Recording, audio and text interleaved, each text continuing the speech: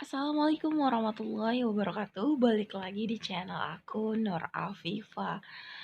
Halo semuanya, apa kabar? Semoga tetap baik-baik saja ya. Tetap jaga kesehatan selama pandemi.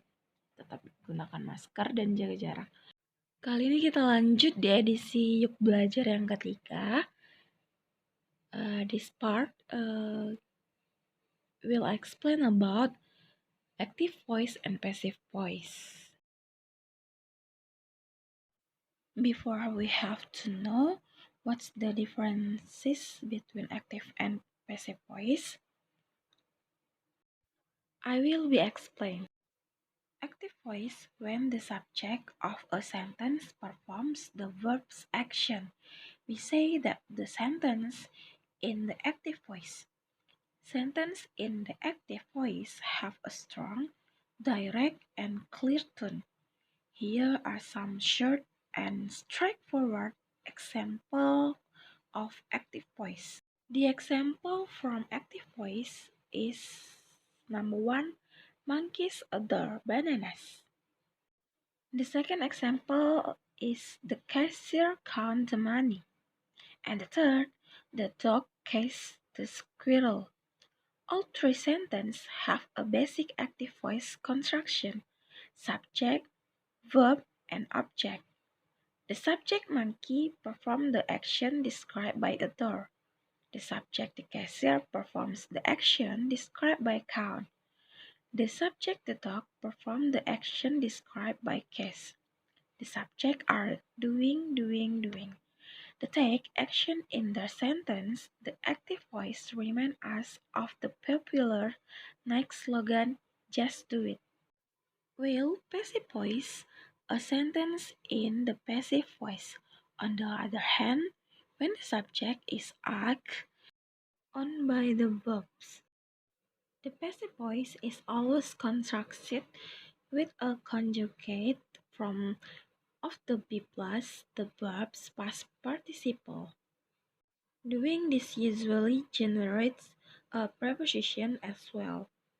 That sounds much more complicated than it is. Passive voice is actually quite easy to detect. For this example of passive voice, we will transform the three active sentences above to illustrate the difference. The example in passive voice, the first, bananas are adored by monkeys. And the second, the money was counted by the cashier. And the third, the squirrel was chased by the dog. When to use active and passive voice? Using the active voice confuses a strong, clear tone, and the passive voice is subtler and weaker. Here's some good advice. Don't use the passive voice just because you think it sounds a bit fancier than the active voice.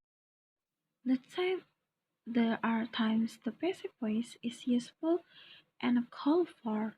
Take the squirrel was chased by the dog. For example, that sentence construction would be helpful if the squirrel were the focus of your writing and not the dog. A good rule of thumb is to try to put the majority of your sentence in the active voice unless you truly can write your sentence in any other way. I hope you are all understand. Thank you so much for watching this video.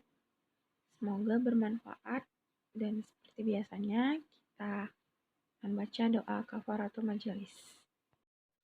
Subhanakallahumma wa bihamdika asyhadu alla ilaha illa anta wa astaghfiruka wa atubu ilaik.